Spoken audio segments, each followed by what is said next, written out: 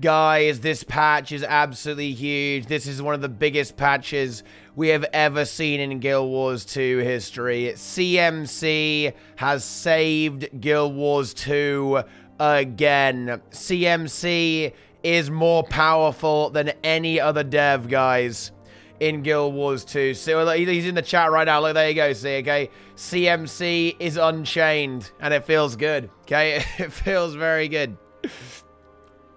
But in all seriousness, actually, I was not expecting a patch today at all, right? I was not expecting a patch at all today, and we have got a few little extras here.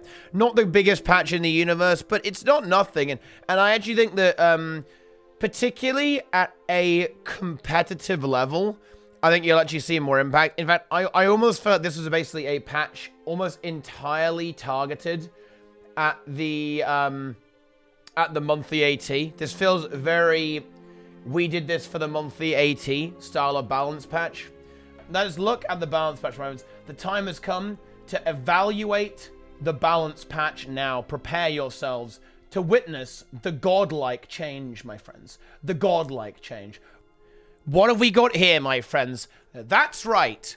A surprise balance patch, guys, for the 23rd of February. And actually, we'll start in reverse order, because here we actually have some nerfs to an unlikely build. Of course, these are PvP only, so don't panic if you're not playing PvP. But Death Nova and Putrid Explosion have both been nerfed in their damage coefficient. So this is what happens when the minions explode with the Death Nova trait in Grandmaster Death Magic, Death Nova. And of course, the Bone Minion active ability, which is you cause your Bone Minion to detonate itself, which will then, of course, proc another Death Nova when the minion itself dies, so you get a pretty nice power spike out of that. And that is being nerfed in a significant way. Now, whether this change is actually incredibly relevant remains to be seen. Minion Mancer is certainly a big problem in ranked play, particularly in lower tier ranked play. It's kind of one of those builds that stomps everyone. However, like, you guys might be surprised that Minion Mancer is actually very strong, particularly as a duelist team fighter build. You don't see it on EU, like EU just doesn't like the build for whatever reason, but you actually see Minion Mancer in high-level competitive play on the NA servers. It is able to handle classes like Weaver in a 1v1 with the core build. You play this kind of crazy core build with Lich, Dagger, and stuff for maximum condition transfers, and it can be a real pain. It's got a lot of immobilize uptime, a lot of CC, and of course, significant damage. Now, it's not the biggest nerf in the world. It's still going to hit hard. And one of the things about Minion Mancer is that it keeps grinding you, right? It grinds you down.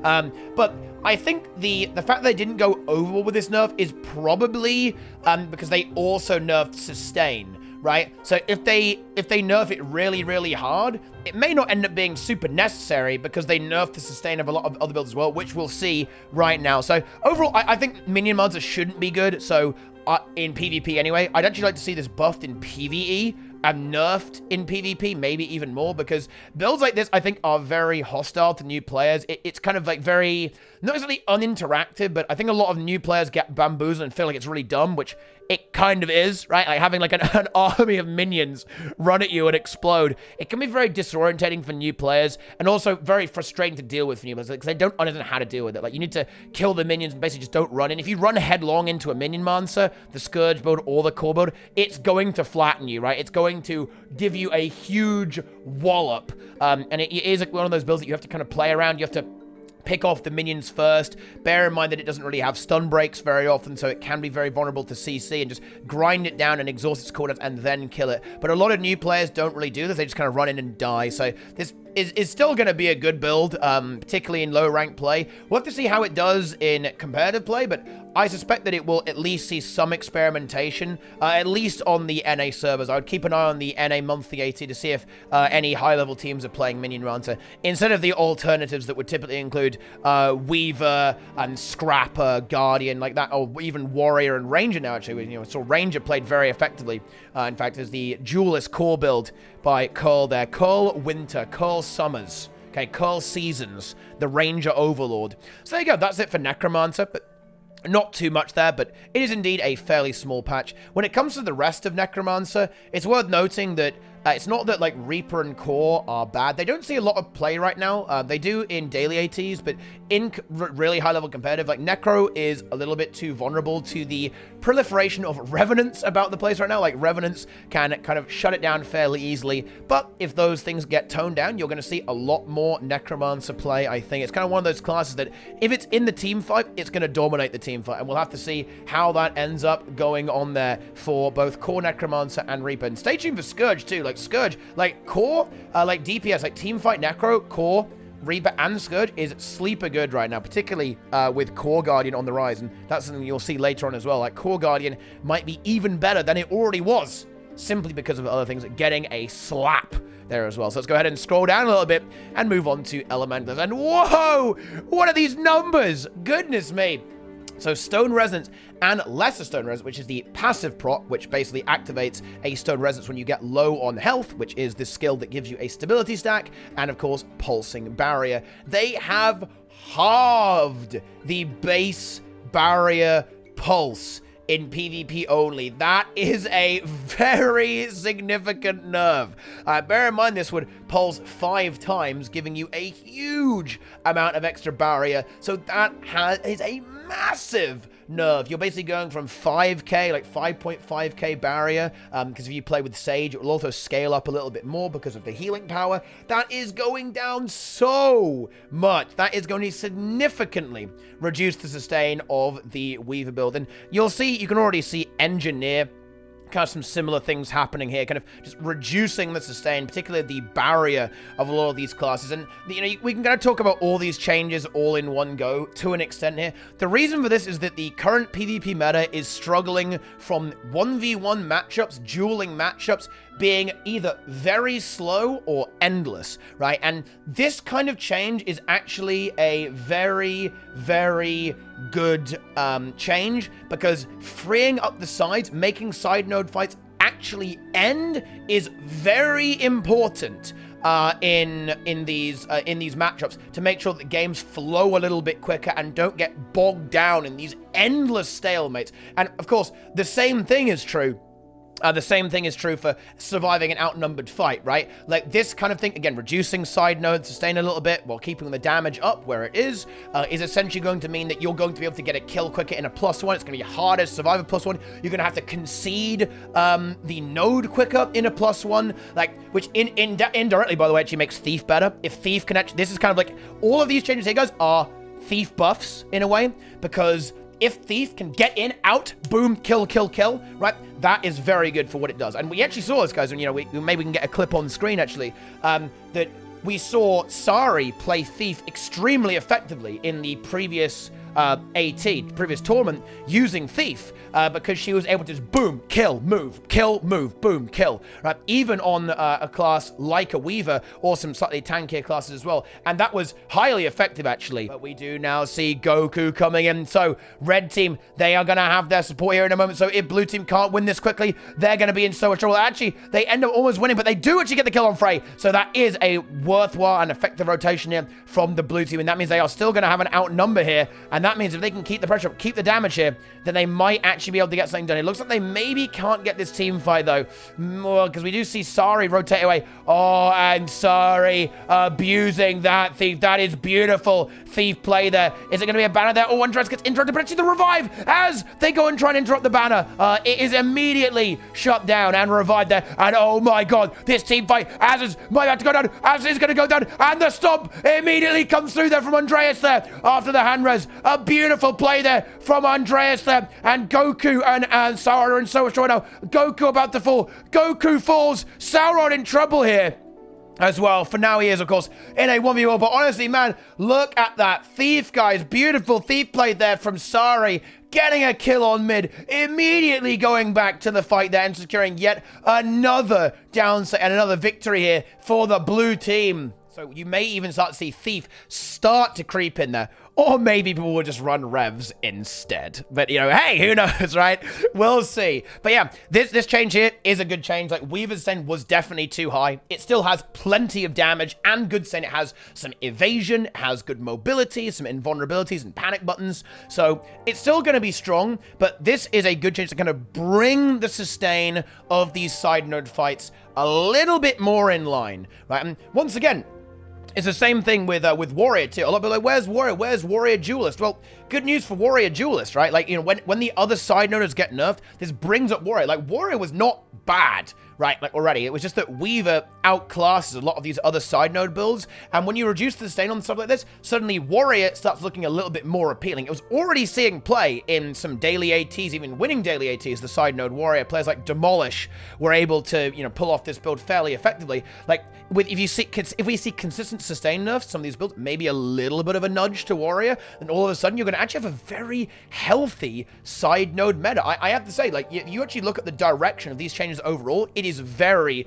very good. In fact, very, very good. Like, you know, already, Curl is playing base range. You can have a Guardian side node there as well. You have Weaver side node. You can still have NG, like Hollow and Scrapper can still work. Warrior might see in play.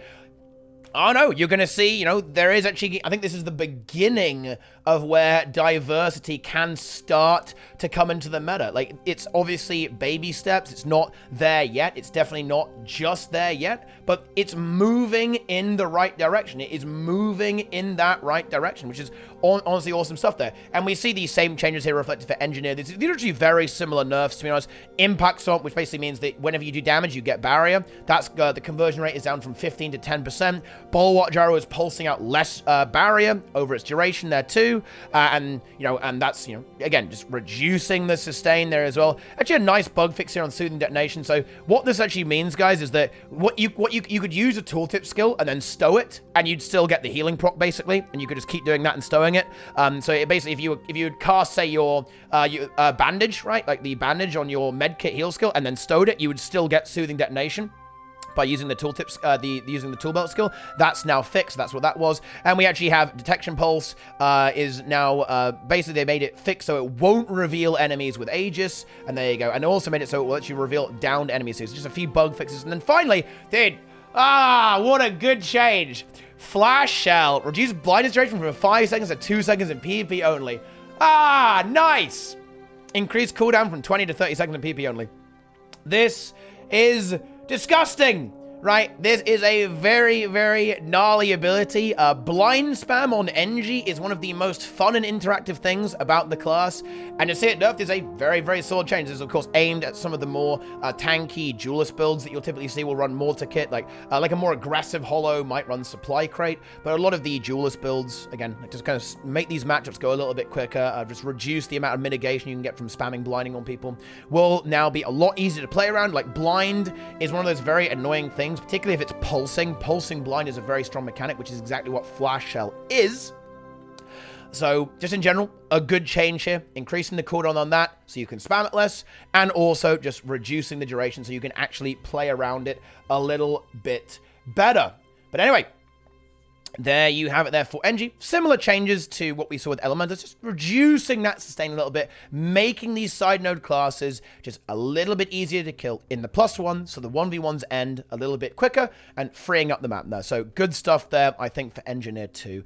Guardian fixed a bug in which Dragon's Maw will be created at the incorrect location if the Guardian moves at the aiming time. So what does that mean? So this was a very weird bug.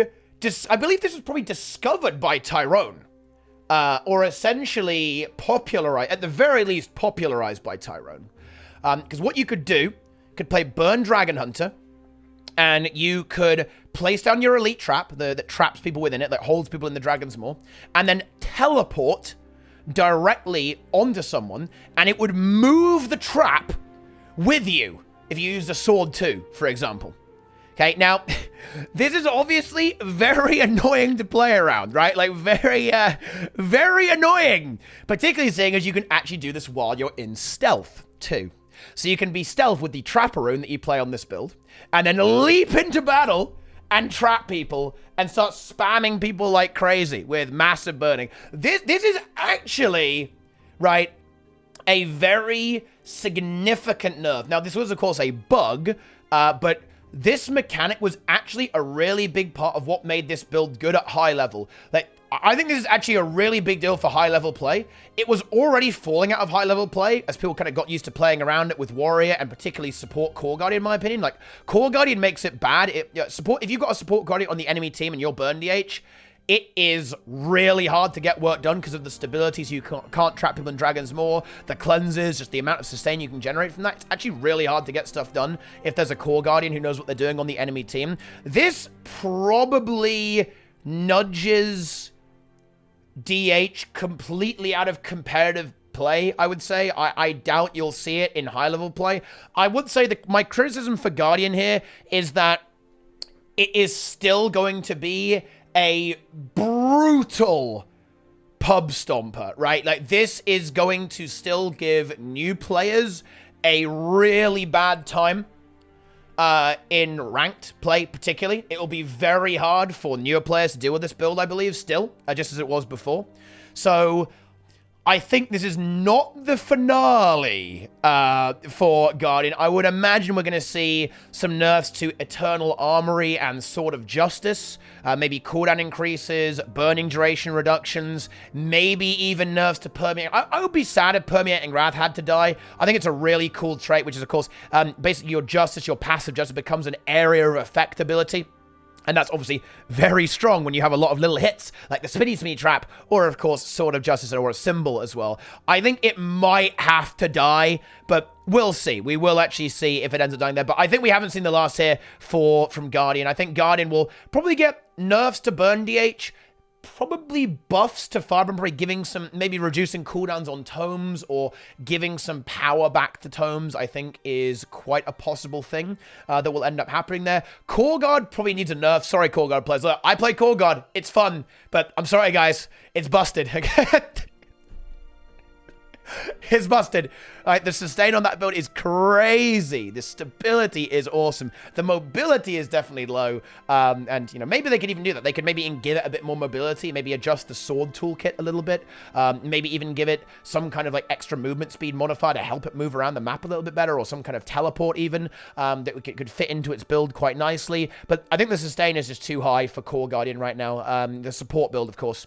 So I think that could definitely do with an adjustment there. But DH needs a bit of a wallop still, I would say. Core Guard needs to get nerfed as well, or just modified in some way, and Firebrand needs a bit of a buff. But in general, good changes. And actually, this does really surprise me because, you know, later on in the changes, guys, they actually did nerf Rune of Speed and Rune of Resistance. The really big problem with Dragon Hunter in particular is the fact that it allows you to, you can run basically no stun break on this build because of Rune of the Trapper. Rune of the Trapper causes you to gain stealth and super speed whenever you place a trap, which you ran a lot of on the Trapper build, of course. And the problem with that is it gave you, like, godlike kiting and disengage potential and made you quite hard to kill, actually, given that you have no stun breaks and not a lot of defensive capability outside of your Dragon Under stuff. So I'm surprised they didn't nerf Trapper runes, because I think it is a very strong rune here. Like, just take it down by, like, you know, it's 3 seconds right now of super speed and stealth. Maybe take it down to, like, 2. Just nerf it just a little bit, because it is a little bit overtuned as a rune itself. And I'm surprised they didn't do that, because they actually did nerf 2 other very popular runes, Rune of Speed and Rune of Resistance, but we'll get to that later. So, we have a bug fix. This bug was recently introduced for Necromancer, actually. This is quite sad, actually. If you would cast Lich and you got interrupted towards the end of the cast, it would go on full cooldown, which is a little bit sad, considering it's like a 3-minute cooldown, 150-second cooldown. So, good fix there. Rejoice, Necromancers. Although, look, I think we can maybe just delete Lich from the game. Dude, come on. Lich is no way near as fun as Chilled to the Bone. That's a Pog skill, ladies and gentlemen. That's a fun skill, right? Plague Lens, Flesh Golem. Lich form is me auto-attack, me win. Not good. Although, you know, you could argue it's a necessary evil to have a lot of damage to punch through. But honestly, Reaper doesn't need that. Reaper's an absolute machine right now. Oh, no, I think Lich should eventually get deleted. I think we'll probably see significant Lich rework or hard nerfs in the next skills update, where they actually rework a lot of these skills in the game instead of just playing around with numbers. So, yeah, watch out, Lich form lovers. It might be about to get a bit of a nuke then. Ooh, and here we go to Ranger. Now, this is actually a very interesting change, because Cole was talking about this earlier, and Cole actually considers this to be a nerf to Druid, but a buff to core Ranger. So, counterattack kick is the kick that that you get to use after you block on your 4th greatsword skill, and it has a, it has some, no damage anymore, but it has a knockback. However, this is, of course, going to nerf Decat Druid. This is a very obnoxious build that's been around for a while now. You play Druid, Ancient Seed, and you are spamming knockbacks with Glyph of the Tides, your Longbow 4, of course, and then counter-attack kick on the Greatsword. This is a significant nerf, actually, to these builds. And honestly, Decat Druid was actually getting... People were learning to play around it by, like, plussing into it very aggressively and shutting it down. If Thief gets better, that also nerfs Ranger, nerfs a Druid, by the way. Like, Druid really struggles with Thief, getting plussed by Thief. So that would also be another thing that would make it even worse. But yeah, this is a very significant nerf here. Nearly doubling the cooldown on Glyph of the Tides. You're going to take a way longer to decap. You still don't have any kill potential. And honestly, without the kick, you've got one less knockback. But this is actually a very big brain change, because now what happens with the kick, guys, is you can go kick directly into a maul, right? Because the kick, it's such a short little nudge that you can go directly into a maul and combo this better, which is a base Ranger, the Duelist build that Colo's playing, which I believe goes with, the Greatsword, then an axe in the main hand. Some extra bit, a little bit of damage there. So you do actually have a new buff, essentially, for base Ranger, which is another one of those side note builds that's been around, but needs to come up just a little bit. And we've seen it played very, very effectively in the previous tournament, even winning the previous tournament, actually, with this base Ranger setup. So yeah, great changes to Ranger, I think. Like, this build isn't fun. It's not fun to play against. And now it's a little bit dead. Nice! Okay, so let's take a look at Revenant then. And I think... no surprises to anyone here that Renegade's having a bit of a look here. So we have Vindication and Heroic Command being nerfed a bit here. So, Vindication is a trait that gives you might whenever you proc Kala's Fury. It also gives you access to more missiles on your F3 ability when you call in Citadel Bombardment, but the main part here is it allowed Revenants and Renegades to stack up a massive amount of might, right? You would often see Renegades in these team fights at 25 might pretty consistently, and this does still happen because it has no internal cooldown, and Renegades have a lot of little hits, right? If you get a piercing 7-shot, you got your hammers spinning around, you will still see Revs get up to very, very high might stacks. However, it will be for a very, very short duration. Okay, it will be very, very short indeed. And that is relevant, guys. This means that Rev still has some good spike potential. It'll be able to spike you with the might, but it won't be able to take that might and sustain it for long periods of time. It'll be like very, boom, 25 might, gone. Renegade, gone, gone, right? And that is actually a significant change. This is honestly it's a nerf. It's not the end of the world. I think we'll still see Renegade played. I will be surprised if Worms didn't play it, at least one Renegade, but it is certainly going to make people think twice about it, maybe thinking of some other options. The trouble with Renegade is it just has this ability to do a lot of things simultaneously, right? Like, it still has the ability to move around the map quickly, team fight, and hold duels. Like, this is certainly going to make the duel part much harder to get away with, because you aren't going to be able to generate as much might in a 1v1 as you would be able to. You kind of need, like, multiple targets to really spike up there and kind of consistently get this big damage here. So that's honestly good. It's kind of making its role more, like, nudging it slightly towards the team fight instead of, like, the team fight duelist roamer that it currently is, or rather previously was. But it did perform. I think it will still perform as a functional build. It just won't be like, oh yeah, we're just going to run 3 Renegades. Oh, nice. Nice. Fun. And that's obviously a good thing. Good stuff. And Heroic Command is kind of the same thing. It just, again, like, looking at that might uptime, like, might is a very, very powerful boon. Like, having 25 stack is going to massively, massively generate, lots of extra damage there, because 25 might is, each stack is 30 power, which is very good, guys. It even makes your Torment on 7-shot do a lot of damage, guys. Seriously, that's scary stuff. It really is if you've got 25 might. And of course, that's all coming down now with Heroic Command, with halving the might there. Because for every stack of Callous Fervor, you would get 2 stacks of might previously. Now it's only going to be 1. That's half the might there. So yeah, it's good stuff. Good changes there to Renegade. I think it will still be good, but it's good to see it get addressed there a little bit as well. I think it's an intelligent change because they haven't, like, reduced its like damage down too much. Like, it's definitely come down a little bit, but it's mostly trying to kind of move it more to a single roll instead of spreading out to multiple infinite I do everything rolls. And finally, we have Warriors. Now, I'm actually surprised that these are the changes that came through. I am not totally sure about these ones. So first off, let's go ahead and do this. This is a really funny bug. The banner bug meant that you could actually use infinite elite reses. You could just pick up your banner by... But what you would do is... I'll say the bug now since it's fixed. We might as well. So what you could do is you could interact and like spam interact really hard, and that would proc the 60-second cooldown reduction on banners multiple times, setting the cooldown to 0, which is quite funny, but maybe a little bit imbalanced, but now that has been fixed. That worked everywhere, by the way, because it was another recently introduced bug, but it worked everywhere on every banner too, so infinite banners, hooray! But anyway, so that's fixed. Good stuff, very nice. But Warrior already had very significant sustain reductions. And it gets a bit of a slap here. Once again, we see that Call of Valor, which is Warhorn 5, generates some barrier and gives resistance as well. And that has now been reduced from 2,580 to 2,000. And the healing scaling gets nerfed hard here as well, guys. Right, with 1.0 and 0.5 in PvP only. Like, that is pretty brutal, man. Like, that is ouchy. That is a significant reduction in barrier. And this would, you know, typically be giving you like a little bit over 4k barrier, I believe, like around 4k ish, you know, nearly, actually like 3.6, I guess. Like, yeah, about like 3.6, 3.7k barrier. That's going to be down a lot. It's going to be like about 2.6k barrier approximately now. So it's actually a significant nerf there. Now, this is interesting because Warrior had already been nerfed and Core Guardian exists.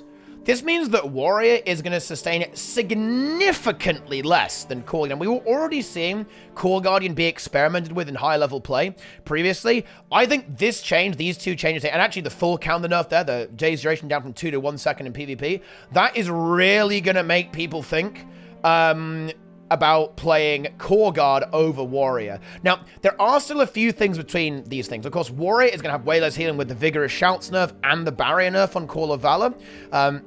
It still has the ability to rotate a little bit better with sword leaps and other mobility effects there as well. It has a little bit better peel. It can kite a little bit better than Guardian. It has this capacity to sustain itself with its shield block, with full counter, right? With very strong, it has a lot of good like endurance restoration with its heal skill, all that kind of stuff. So it has the ability to survive quite nicely. It has a high health pool, of course, you know, which Guardian does not.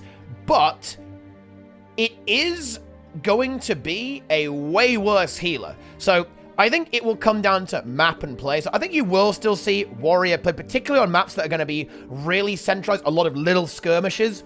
But if it's full-on team fight, I very much think, I don't think you would play Warrior anymore. It has a less reliable revive, a longer cooldown because it doesn't have stability.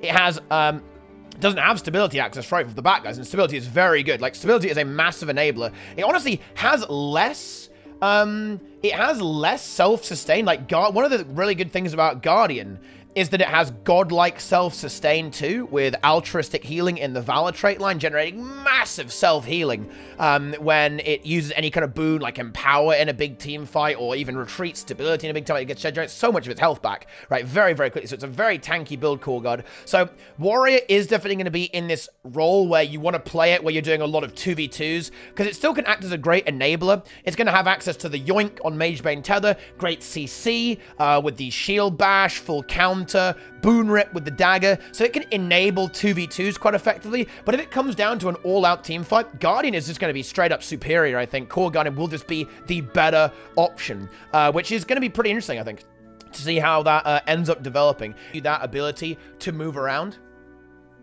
very effectively and still have additional kite potential. And we even see, as we saw Kran experiment with this on Tempest, and I think we even see some Core Guardian players trying this out, actually, although it used to be played on Firebrand, I believe, actually, and even on certain Necromancer builds too. Just these builds that kind of struggle with moving around the map, struggle with surviving and kiting around, can take this rune and it can all of a sudden just give you this extra ability to disengage and outmaneuver your opponents, and that's getting toned down a little bit. It's not like a mega nerf, but it certainly is going to be impactful. The movement speed bonus from 60 to 50% is going to be noticeable in these situations. You're going to be a lot easier to actually pin down and track down. I think it will still see play, and I think this is what I think CMC was looking at doing it, because these are CMC changes. He doesn't want these runes to be trash, right? He wants them to be less build-defining, right? Like, having a build-defining rune is maybe not the healthiest thing. Like, the build is only good or only really works because the rune is genuinely not super healthy. And that's why I'm so surprised they didn't nerf Trapper Rune, because Trapper Rune is one of the biggest enablers for burn DH. It allows it to get away with running no stun break, running a very aggressive bit. I mean, dude, burn DH is literally the PvE build, right? I mean, it's pretty much the PvE build. In terms of that, you can get away with basically doing a build that you would use to kill bosses, right, in PvP. And that's mostly because of the Trapper Rune.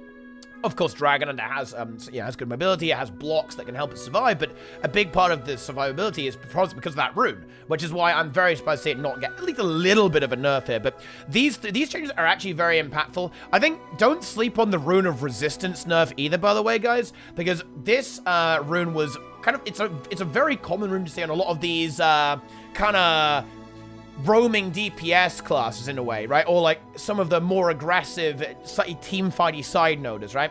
You would see this on Condi Rev, Condi Herald, and Power Herald, and it is a very strong effect. Rune of Resistance means that whenever you use your elite skill, you get 4 seconds of resistance. And this was great, particularly on Rev, because Rev 1 has 2 elite skills, so you can proc that on both of your legends on separate cooldowns. But also, the elites typically have fairly short cooldowns compared to other classes. For example, Chaotic Release is a 35-second cooldown in PvP, and, well, even more extreme, and this is why this rune is very good, of course, on Condi Herald, is that Malek's elite doesn't have a cooldown. It's a toggle. It's a channeled effect, right? You can just do it whenever you want, pretty much.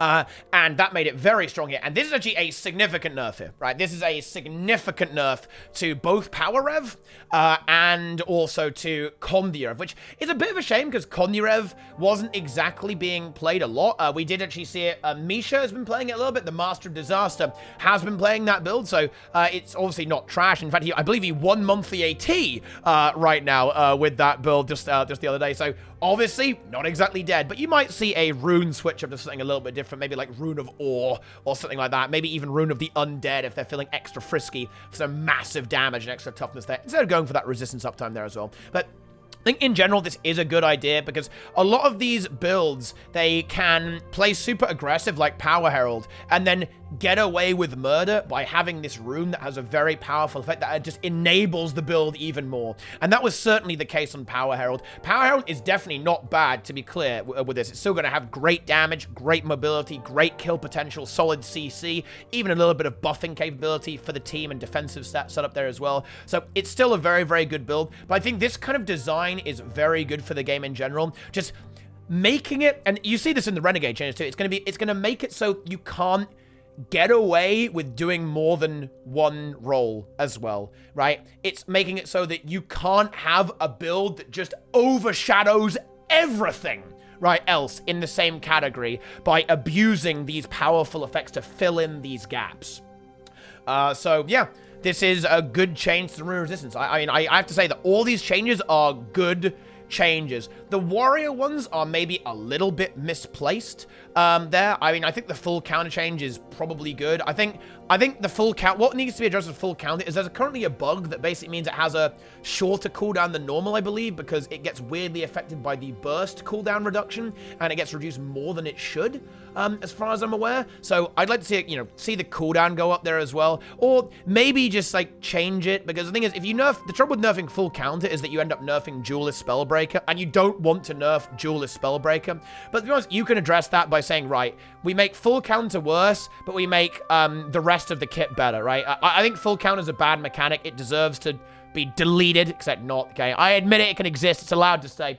But I think Warrior needs a bit of a look on how it works on a mechanical level. But aside from that, I actually think these changes are all very good and push the game in the correct direction. I'm very excited to see how this actually ends up playing out in the monthly AT. And of course, in my upcoming tournament. Go sign up for that, guys, by the way. hardstuck.gg/HCL. Check it out. But yeah, great changes. I was not expecting this. It was an absolute surprise patch out of the blue here on this wonderful Tuesday. So yeah, I've got to say, well done to CMC and the team for getting this in there. I actually think this will be surprisingly impactful. This does more than I think people will actually appreciate in equalizing the playing field from some of the overperforming classes on the side node and in the team fight, and it will make the game a little bit more fun to actually play and hopefully better competitively. Yeah, it should be very, very good stuff. Well done here. Well done to ArenaNet. I like the patch. Good job. Very, very nice indeed. Love to see it, guys. Love to see it. Yeah, stay tuned for the next one, guys. Stay tuned for the next patch. Oh, wait, no. I've got to say something. Guys, where are the Mesmer changes? Where are the Mirage changes? Because, of course, Mesmer... Dude, even I've forgotten about Mirage. I forgot...